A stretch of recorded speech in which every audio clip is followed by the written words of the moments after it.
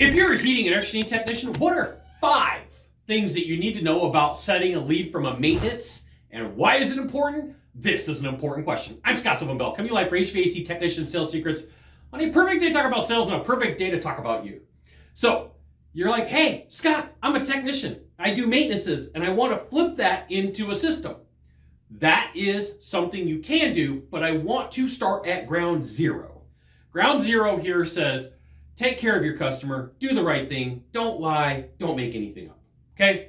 That should always be the operating system that you work from. Don't lie, don't make anything up. So if you're like, hey, Scott, you're teaching people how to sell stuff, duh, I'm a sales trainer, right? That's what I do. I train people how to sell stuff. But I always say, let's start with this. Please, please, please, do the right thing, don't make anything up, don't lie. So let's get into the 5 things that you could do to flip a lead from a maintenance. Number 1, know about the equipment. I don't know how many times I'd ride with a technician. They would go, they would do the maintenance. There would be issues, there would be problems, something would be broken. Fan motor goes out, compressors got issues, coils got issues, heat exchangers got issues, parts and pieces got problems. And they'd say, okay, well, I'm gonna look through my price book and here's how much it is. But they would never call the manufacturer and find out time frame. Right? There are parts and pieces out there that you just can't get tomorrow. Sometimes they have to be shipped. Sometimes, depending upon the weather, they may take a while to get there. So your best tool is calling the manufacturer and saying, hey, I'm working on this piece of equipment. I'm looking for this part. If there's no aftermarket part that's available, what's my time frame? And what's my cost? Just knowing that allows you to have a conversation. There was times when I was a technician that a part may be out a month and a half, that they would say, sorry, we can't find one. We're going to have to go dig through and call you back. So I was able to go to the homeowner and say, hey, Mr. and Mrs. Homeowner, here's what we're up against. Manufacturer doesn't know where they're at. Not making it up, always being truthful. Know the warranty. There's times where I'd ride with technicians and they would guess. They would say, hey, I think this is out of warranty. Like, there's no certainty, and I think this is out of warranty. There's certainty. I call the manufacturer, and this part is out of warranty. Here's your investment for fixing it. So you got availability and you got warranty. Those 2 things are what you need to know. You're like, Scott, no, I want tools. Like this, I'm telling you, ground zero, do the right thing. Number 1, figure out availability, figure out warranty. Number 2, get the homeowner engaged. Right? There's nothing worse than you spending 90 minutes getting your hands in a dirty furnace or 90 minutes putting your hands in a dirty air conditioner to not have that homeowner engaged. It's their home. It's their problem. It's their issue.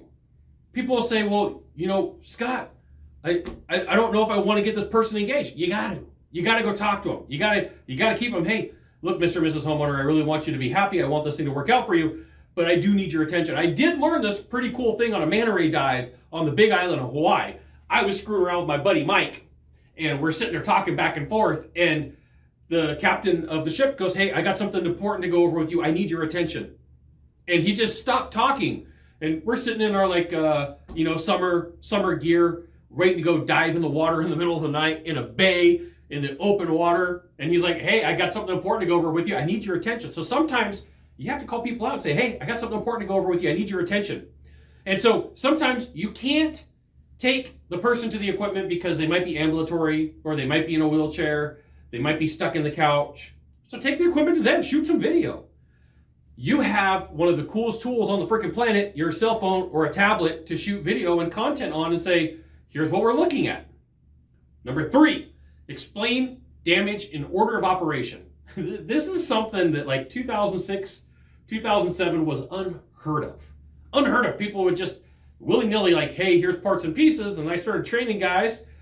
There was no women on there. So guys, I started training guys and saying, look, explain damage in order of operation. It's just one of the easiest ways to organize your thoughts. That way you don't miss anything. Number 4, ask the question, what would you like to do? You would be surprised how many times technicians will roll up on a system and they're like, hey, homeowner, hey, property owner, you need a new one. They don't even ask, what do you want to do? And then number 5, you got to have some sales scripts and some word tracks. Number 5 is something you need to work on. Get a voice recorder. Download a voice recorder into your phone, get Otter and pay $10 a month, but you need a voice recorder because you need some word tracks. But you need to rehearse them in a way that makes sense. You need to have some empathy. So it can't just be I'm going to give you a few of mine that I've used. Do you want to sink money in a sinking ship? No, that's not how you ask it. You'd say, Mr. and Mrs. Homeowner, here's what we're up against. You've got a lot of issues with your equipment. You've got problems with X, Y, and Z.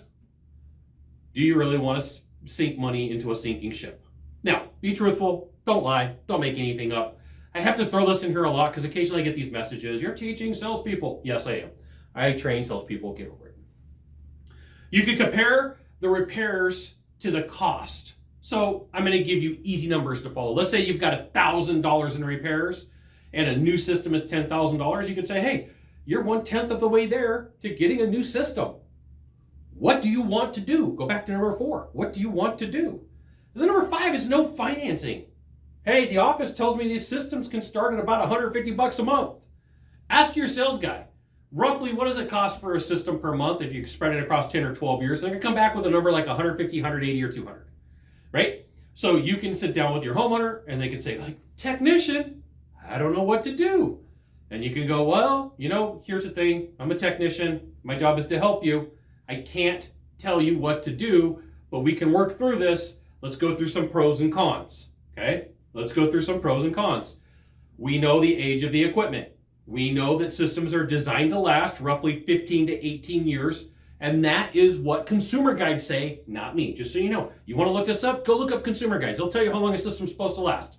You can quote them and say, hey, consumer guides tell me 15 to 18 years, which is about average for replacement. Can you get 20? Yes. Can you get 30? You're kind of pushing the boundaries. But you got to know you're going to have to make some repairs. Use your process and be ethical about it. Don't make stuff up, right? The old systems you could probably get 50 years out of, but you don't see those systems very often. Some of the old systems you could probably get 30 years out of. Sometimes you see those systems. The newer systems, especially some of the less expensive stuff, you're going to get 15 to 18 years out of, roughly. Can you get more? Yes. Can you get less? Yes. I replaced a lot of systems in my lifetime that were turfed after 10 years. Horrible. Dogs peed on them. For whatever reason, they were just bad. So you know your financing. You got your word tracks. There's a whole bunch of word tracks on this YouTube channel. You could go find them. There's a playlist of them. So let's just go through it. Number zero, do the right thing. Don't make anything up. Number 2, know about the equipment, the warranty, and the availability of parts. Number 3, explain damage in order of operation. Number 4, ask the homeowner or the property owner, what do you want to do? And then number 5, know your word tracks, but slow everything down. You have to know that you can't retort super quick like, what do you want to do? It is a conversation. It is an interaction. It is a back and forth. You have to get good with pauses in the conversation. There you go. 5 ways to take a maintenance. So I don't want to give you 6. 5 ways to take a maintenance to a lead where appropriate. Do the right thing. You got one thing to do from here, just one thing. Find the subscribe button or the follow button. Click on it. Every time I send out a video, you'll get an update that says HVAC Technician Sales Secrets. Send another fantastic video. You should check it out, which you should. We'll see you soon.